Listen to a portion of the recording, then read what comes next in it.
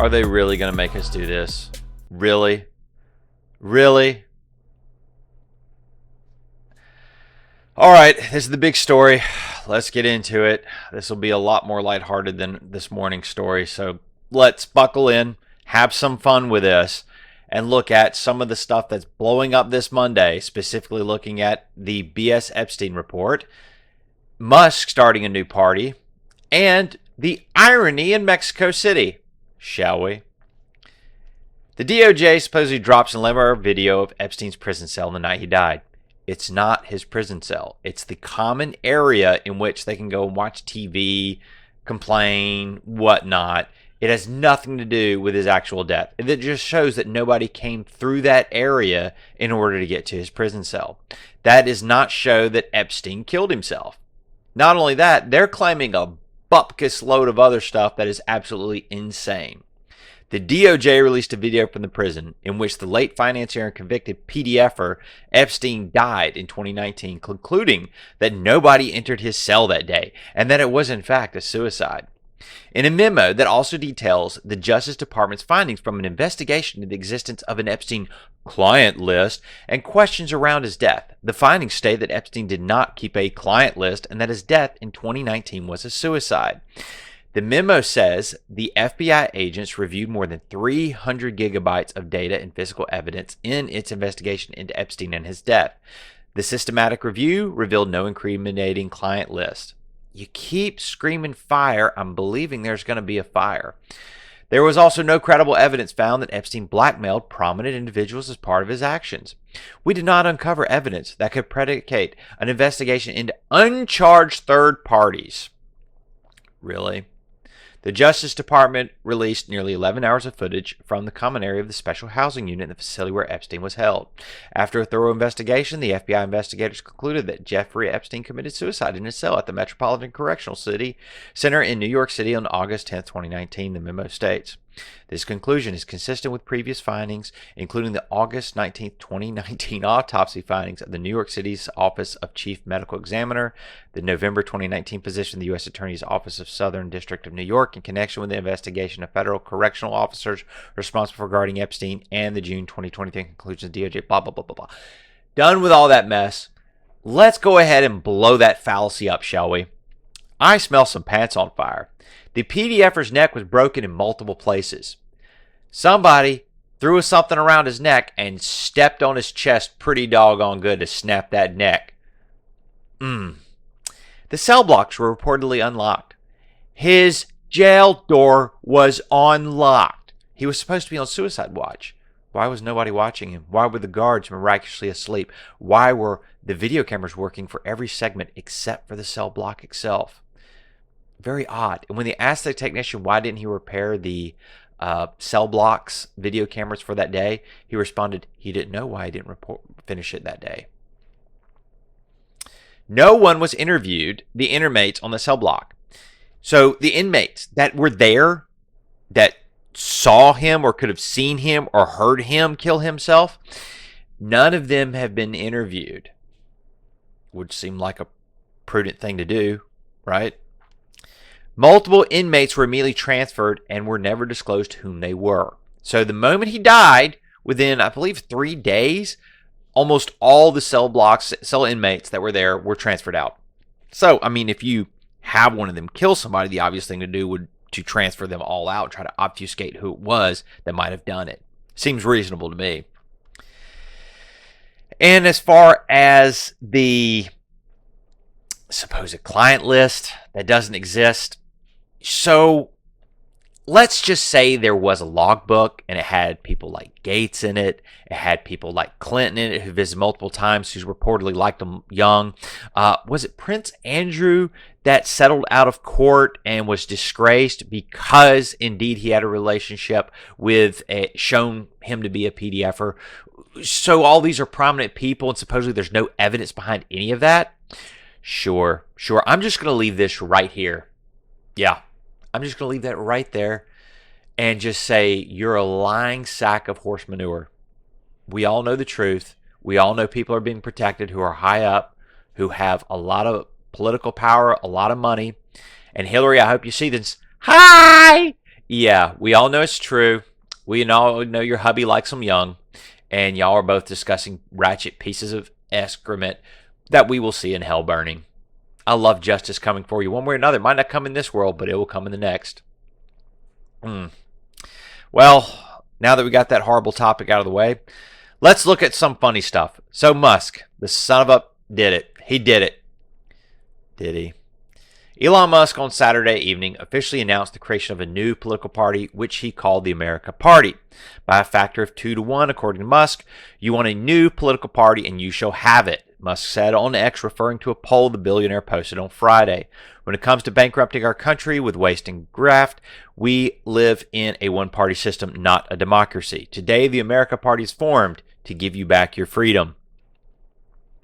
Is this the America Party platform? Reduce debt. Responsible spending only.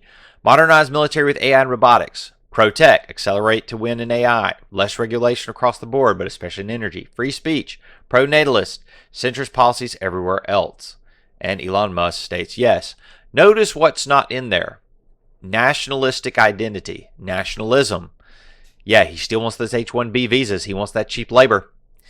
But hey, most of that is, reasonable.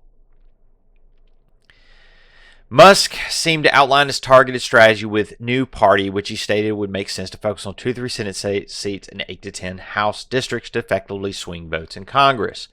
Could he do this? Yes, he could. Will he do this? Yes, this is strategic. No, it's not official. Republican Dems, who is this going to hurt? Yes. If he was trying to do this, this is a legit way that he could make inroads. If he somehow gets 2 to 3 Senate seats and 8 to 10 House seats, closer to 10 House seats, he could indeed make some serious political inroads. However, he has not officially filed. He actually came out, I believe it was late last night or early this morning, and stated that he has reported to the FCC that all the filings that he was filing for a new party and the parties for those names are fraudulent, and to prosecute those people, go after those people making fraudulent claims on his behalf.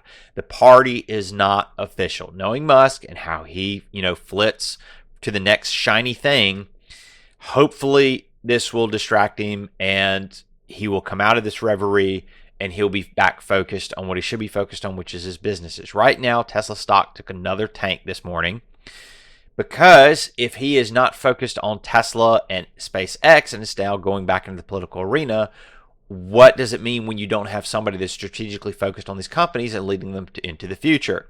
They begin to flounder. They begin to languish. He's taking the eye off the ball. So can he do this? Yes. Will he potentially destroy his businesses? Yes. It just depends on how they're being managed, which we do not know, but it is something to consider. He will have that pressure from the business community saying you need to get back and you need to be steering the ship of Tesla and SpaceX, not to mention Neuralink. Having said that, he could do this. And yes, it could potentially hurt Republicans or Democrats, depending on where he does it. For example, if he attacks somewhere like Arizona, Connecticut, Michigan, he could hurt the Dems and put a more centrist policy into alignment that would really help the Republicans, because it's getting Dems out of the seats and putting more centrist people into those seats that align with the majority of the Democrats, or former Democrats is what they should be. It could also hurt Republicans. He could do it in places like North Carolina, Georgia, and pulling Republican seats from there. This could swing either way depending on how he wants to play it. All we can do is sit back and watch and see what really plays out. Now we got that out of the way. Let's look at some irony. And for those blue-haired people who still have hair right now, I want you to go down in the comments and explain this one to me, because this one's fun. Let's enjoy this, shall we? The irony is just rich. Oh, this is so rich. So Mexico City has a bunch of protests going on due to an invasion. Yes, an invasion of expats from America who are living down there because, guess what? If you retire and you move somewhere else where the cost of living is much lower, you can live a lot nicer life. And they ain't happy about it. Let's see what they have to say. In a role reversal that underscores a universal resentment of economic and social impacts caused by a major influx of foreigners, demonstrators marched in Mexico City on Friday to protest against the city's status as a hot new residential destination for American expats and remote workers. Though it started peacefully, many demonstrators turned violent, with some of them accosting Americans, smashing the restaurants, banks, and other businesses that cater to them. Angered by soaring rents they rationally blame on foreigners, hundreds of protesters marched through Condesa and Roma, two neighborhoods that are particularly popular with Americans living in or visiting Mexico City, and proceeded to the U.S. Embassy and a metro station. Their signs expressed a variety of sentiments. Gringo, which is a pejorative. Stop stealing our home. Mexico for Mexicans. Seems reasonable. Pay taxes. Speak Spanish. Use pesos or get out. Death to the neo-colonizer. Yeah, a little violent there. Expat is a gentrifier. I mean, they're not wrong. New home is your new home is an invasion. You're invading us. Yeah. Gentrification equals neo-colonization. Flip it around.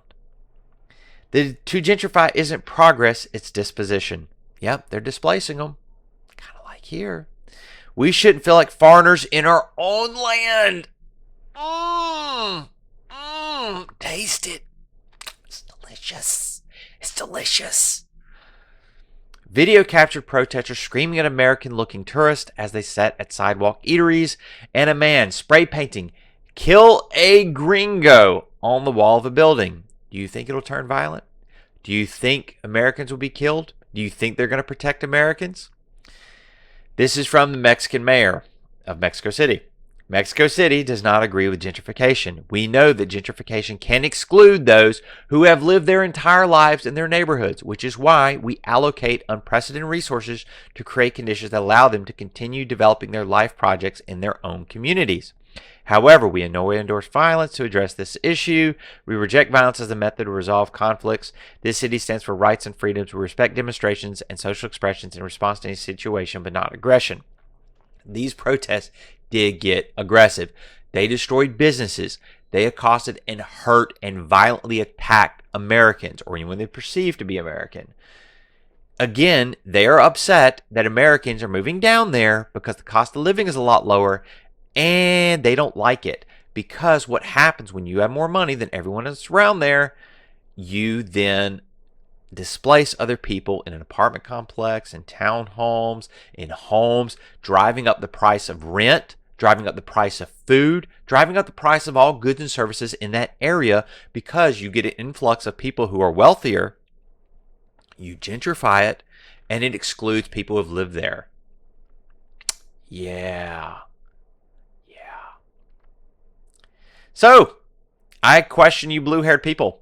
Is this fair? Is it fair, Libby? Is it fair, libtard? Is it fair, leftist? So, according to Mexico, this is what you have to do if you want to go down there and live like a king. You must register with the Immigration Authority. Yeah, they've got their own ICE, they've got their own CBP, they've got their own system for immigration, and you have to register. You're not allowed to receive public benefits. Nope. No welfare for you. No free tax money. Not allowed to hold a government position. Nope, nada. You cannot hold government office. You're not allowed to vote. Nope. Can't vote in their elections.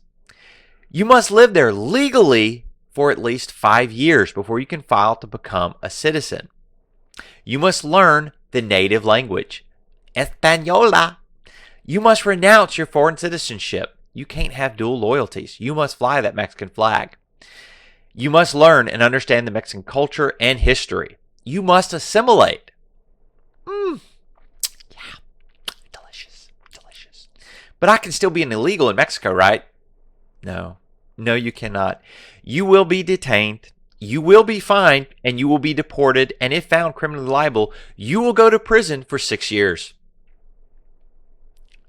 Just explain it to me. Make it make sense. I hope that was lovely for you. I hope this is a bit more lighthearted than this morning's. Again, explain it to me, blue hair. Pull those little blue fibers out of your skull and just explain it to me. Mouthy, signing off.